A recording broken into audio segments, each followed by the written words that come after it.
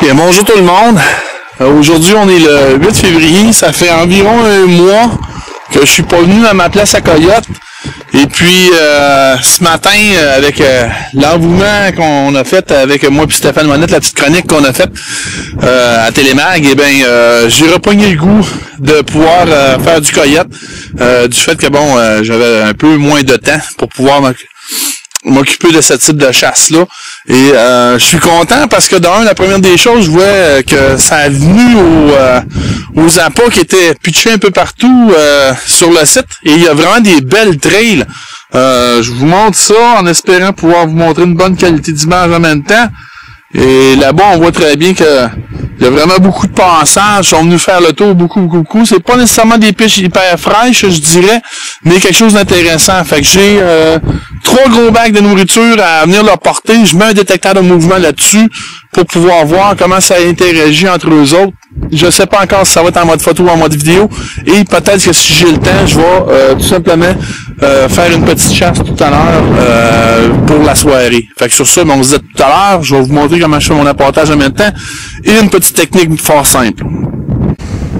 Bon, mais rebonjour tout le monde. Je vous remonte de plus proche ce que ça donne. Comme je disais tout à l'heure, ben ça fait à peu près un mois que j'ai pas eu le temps de venir faire un tour. Mais on voit bien que c'est très piloté. Et là-bas, j'espère que je vais être capable de vous zoomer ça. Ici, on voit qu'il y a une trail, là, vraiment c'est un main trail et il s'en va dans le bois dense qui est là-bas. Excusez, c'est parce que j'ai vraiment le soleil dans le visage, fait que c'est pas facile pour moi de voir. Fait que ça s'en va d'ici à là-bas. Et là, je vais vous montrer un petit truc, c'est simple.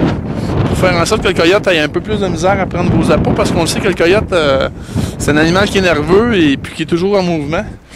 Le truc est simple, c'est que ce que je vais faire, c'est que je vais juste me servir de l'arbre qui est là, un petit arbre, et je vais prendre ce que j'ai dans mon bac, c'est-à-dire des grosses côtes comme ça, et je vais venir tout simplement l'attacher avec de la broche. Ce que ça va faire, c'est que le coyote va être obligé de travailler pour ramasser l'appât, au lieu de ramasser l'appât au sol et de partir avec comme les petits morceaux qui sont un peu partout, que j'ai éparpillés. En même temps, je vous permets de faire un petit tour encore une fois avec moi, pour vous montrer comment ça a été piloté.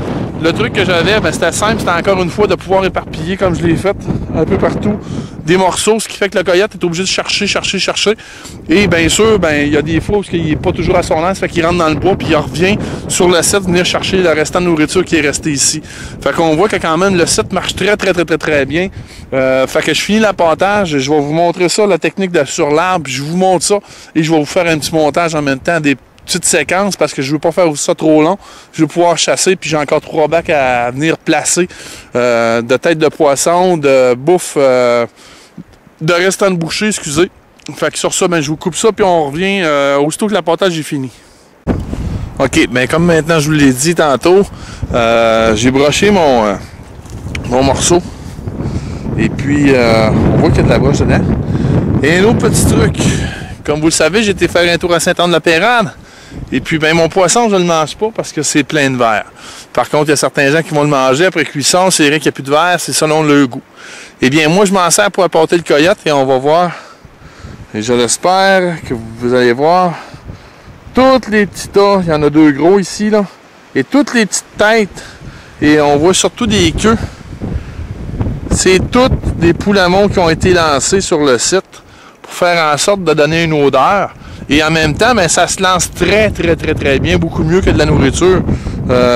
Des petits morceaux de viande, comme vous voyez sûrement, qui sont sur l'image. Alors, il me reste un bac à faire. En passant, j'ai fait un tas ici avec des poules à mont, des carcasses, et je vais les enterrer. Pour faire en sorte que le coyote, justement, comme vous avez vu quand on est arrivé au départ, il a creusé pour aller chercher la nourriture. Fait que de ce côté-là, il n'y a pas de problème. On le fait travailler, ce qui fait qu'on va le garder un petit peu plus longtemps. Et en espérant tout simplement pouvoir effectuer un tir. J'aimerais bien récolter mon premier coyote cette année. Avec le site que j'ai là, normalement, je devrais être bien capable de récolter au moins un coyote parce que je sais qu'il y en a sûrement plusieurs à voir les trails comme ils sont. Fait que sur ça, je m'en vais rechercher une autre bac de bouffe. Après ça, je tente la voiture et on va commencer à se positionner pour pouvoir chasser. Présentement, voyez-vous, il est 1h15, fait que j'essaie de faire vite pour faire la pause du soir en espérant ne pas avoir trop modifié le site, mais avec la nourriture, ça devrait les faire rentrer.